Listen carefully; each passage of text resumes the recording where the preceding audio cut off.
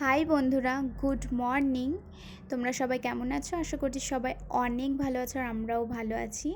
তো আজকের ভিডিওটাতে তোমাদের সাথে শেয়ার করব রাজস্থানের কিছু রেসিপি।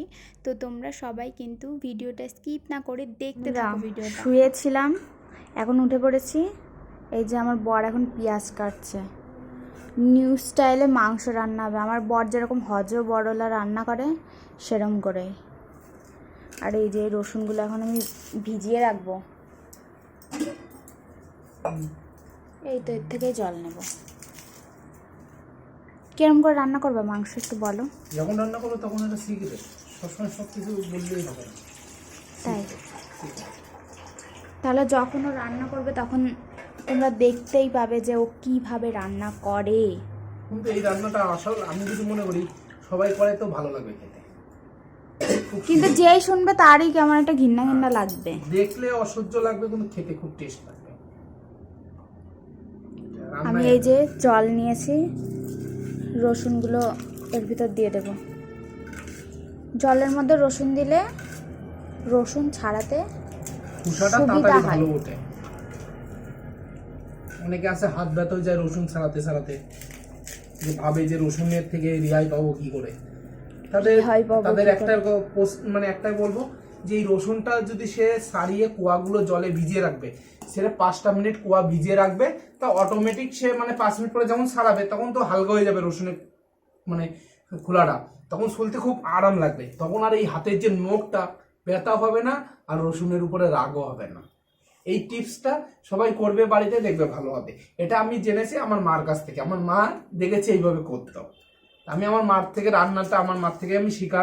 কিন্তু আমি এখানে যে রান্নাগুলো করছি, আমরা থাকি এখন রাজস্থানতে, এখানে রান্নাগুলো আমি এখান থেকে শিখা। আর আমি যখন বাড়ি যাই তখন আমার বাড়ির মতো রান্না করে আমি তখন তো আর ওখানে গেলে তো এই ধরনের খাবার সবাইকে খাওয়ানো যায় না। সবাই দেখলেও হয়তো কেউ খেতেই চাবে না যে কেমন ধরনের। এখানে আমি থাকি, আমি যা পারি সেরকম আমি যেভাবে খাই এইভাবে। হয়তো তোমরা ভিডিওগুলো দেখলেই তোমাদের মনে হবে যে পাগল আছে, তার কাটা আছে, কিন্তু অ্যাকচুয়ালি এগুলো খেয়ে দেখবো, কিন্তু ভালো হয় খেতে, তাই না? খুব সুন্দর লাগে খেতে।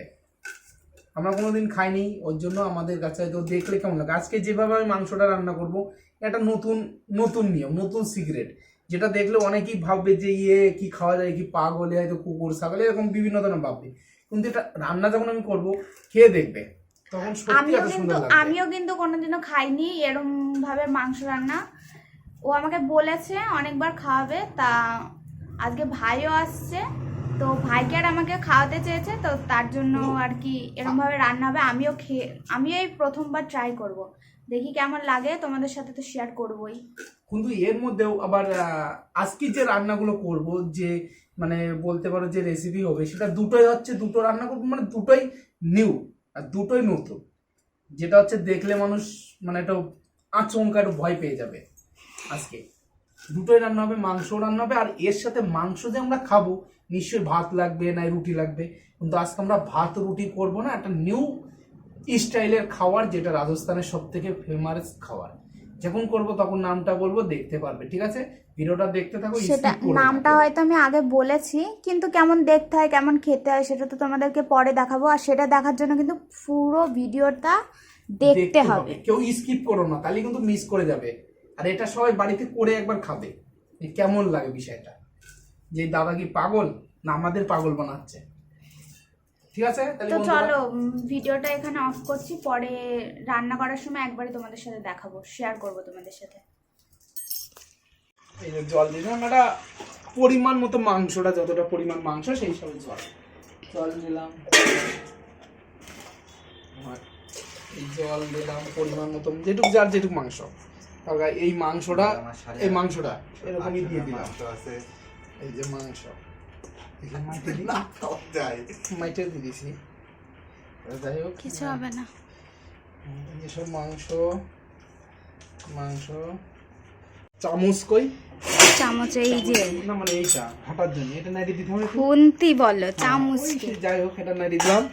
এইবার দেবো পেঁয়াজ আর রসুন, এই যে দিয়ে দিলাম গোটা পুরো আস্ত পেস্ট না, এটা এরকমই দিয়ে দিলাম। আচ্ছা, এটা দেওয়ার পরে একটু নেড়ে দেবো, এটা হালকা নেড়ে দেবো। এই যে নেড়ে দিলাম। এইবার নাড়ার পরে এইবার দেবো লবণ। এই যে লবণটা, লবণ লবণ পরিমাণ মতো, মানে যেটুকু লাগে এটা ঝোলে তরকারিতে বোঝাই যায়, বা পরিমাণ মতো লবণ দেবো। তরকারি পরে আবার দিয়ে নেব যদি আবার লাগে, আর না লাগলে এই হয়ে গেল। যাই হোক, এটা গেল। তারপর দেবো আমার হচ্ছে পরিমাণ মতন যেটুকু লঙ্কা ঝাল গুঁড়ো, কে কতটা খাবে সেটা দেবো। এই যে লঙ্কা দিলাম, পরিমাণ মতন লঙ্কা যে যেটুকুই খাই। আর দিও না লঙ্কা, যা যেটুকু লাগে। হলুদ, তারপরে এই যে জিরে, একটু জিরে দিয়ে দিলাম, ওটা জিরে। তো হলুদ পরিমাণ মতো আমি হলুদ দিতে হবে, যেটুকু লাগবে, যা যেটুকু এই পরিমাণ মতো হলুদ দিলাম। হলুদ রান করবো।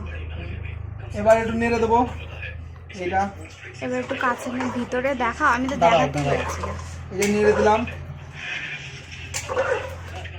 এগুলো নাড়লাম। নাড়ার পরে তেল, এইবার দেবো তেল।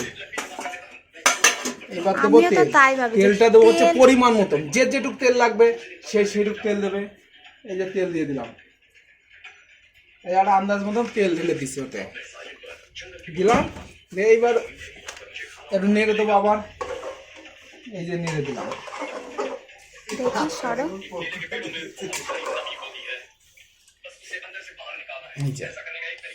এই ঘেটে দিলাম, এই যে সব এরকম করলাম। এবার দেখো কালারটা দেখো, এই যে হলো। এইবার মাংসটা সেদ্ধ করতে হবে, যাই হোক ঢেকে দিতে হবে। তা আমি এবার একটা পাত্র দেবো ঢেকে দেওয়ার জন্য। একটা পাত্র আমি ঢেকে দেবো।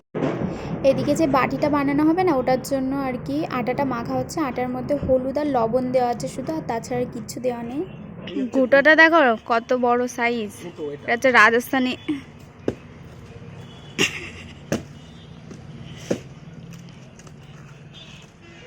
এইটা এখন ধরানো হবে। এটা এখন ধরায় পুরায়, যেটা আমাদের স্পেশাল খাবার আজকে বললাম, মাংস দিয়ে যেটা খাওয়া হবে সেটা এটার মাধ্যমে ভেঙে নিলাম। চলো ভেঙে নাও আগে, তারপর আবার করছি।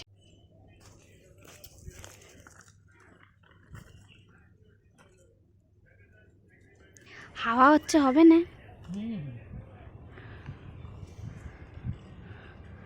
আমি শুধু ভাবি এরা এই ঘুঁটো কিরম করে বানায়।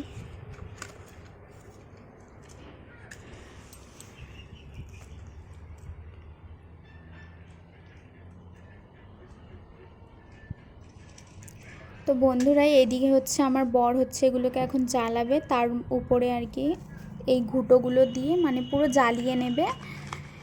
আর ওইদিকে তো হচ্ছে আমাদের মাংস রান্না চলছে, মানে সব কিছু একসাথে ও দিয়ে মানে ঢাকা দিয়ে রেখে দিয়েছে। আর একটু পরপর আর কি নেড়ে দিচ্ছে। তা নেড়ে দেওয়ার পর একটু মানে গ্রেভি হয়ে গেলে, মানে মাংসটা যেরকম হয়ে যায় সেরকম দেখলেই তোমরা বুঝতে পারবে, যদি তোমরা ট্রাই করো একবার। আর অবশ্যই ট্রাই করো, খেতে কিন্তু ভীষণ ভালো হয়েছিল। আমি ভাবিনি যে এতটা ভালো হবে, কিন্তু খুব সুন্দর হয়েছিল খেতে। তো তোমরা দেখলেই বুঝতে পারবে যে কখন হয়ে যাবে। তো তারপর নামিয়ে নিয়েছে, তো সেটা শেয়ার করে নিই। একবারে খাওয়ার সময় আমি শেয়ার করেছি, তোমরা দেখতেই পাবে। আর এদিকে হচ্ছে ও এই ঘুঁটোগুলোকে কিন্তু জ্বালিয়ে নেবে, মানে পুরোটা জ্বালিয়ে নেবে। তারপর হচ্ছে যখন ওই ছাইগুলো থাকবে তখন আর কি দেবে। তো সেটা তোমাদের সাথে তো শেয়ার করবই, তোমরা দেখতেই পাবে। এদিকে ওরা দুজন হচ্ছে বাটি বানানোর জন্য যে আটাটা মেখে রেখেছিলো সেগুলোই গোল গোল করে নিচ্ছে। আর এইগুলো কিন্তু যখন গোল গোল করবে তখন কিন্তু এগুলোর মধ্যে যে ফাটা ফাটা যে হয়ে যায় না, একটু ফাটা ফাটা থাকলে কিন্তু হবে না। একদম সমান করে গোল গোল করতে হবে, একটু যাতে ফাটা ফাটা না থাকে। দেখো ছাইটা পুরো পুড়ে গেছে, মানে ছাই হয়ে গেছে একদম, ঘুঁটোটা পুড়ে একদম ছাই হয়ে গেছে। তখন আর কি ওরা দিয়ে দিল। আর এরমভাবে কিন্তু উল্টে মানে সেঁকে নিতে হবে। এক পাশটা যে এরকম তোমরা দেখতে পাচ্ছ যে এক পাশটা একটু পোড়া পোড়া হয়ে গেলে, মানে একটু সেঁকা হয়ে গেলে তো উল্টে দিতে হবে। সেঁকা হয়ে যাওয়ার পর কিন্তু বাটিগুলোকে কিন্তু সাইডে রেখে দিয়েছিল। তারপর কিন্তু ওই ছাইটা যখন মানে হালকা হালকা যখন আঁচ থাকবে তখন আর কি ওই ছায়ের ভিতরে মানে একটু ফাঁকা করে নিয়ে তারপর ওই বাটিগুলো মানে আটা দিয়ে যে বাটিগুলো তৈরি করা হলো সেগুলো কিন্তু ওইখানটায় দিয়ে দিল। এবার ছাই দিয়ে কিন্তু পুরোটা ঢেকে দেবে। ঢেকে দেওয়ার পরে একটুখানি রেখে দিয়ে তারপরে আর কি নামিয়ে নিলেই হয়ে যাবে। আর এই দেখো নামিয়ে নিয়েছে। স্যার সেই আমার কাছে তো ফেভারিট জিনিস, আজকে ফেভারিট জিনিস খাই দুটো আজকে শান্তি পাবো না। তাহলে খাও। আমিও খেয়েছি, আমারও খুব ভালো লেগেছে।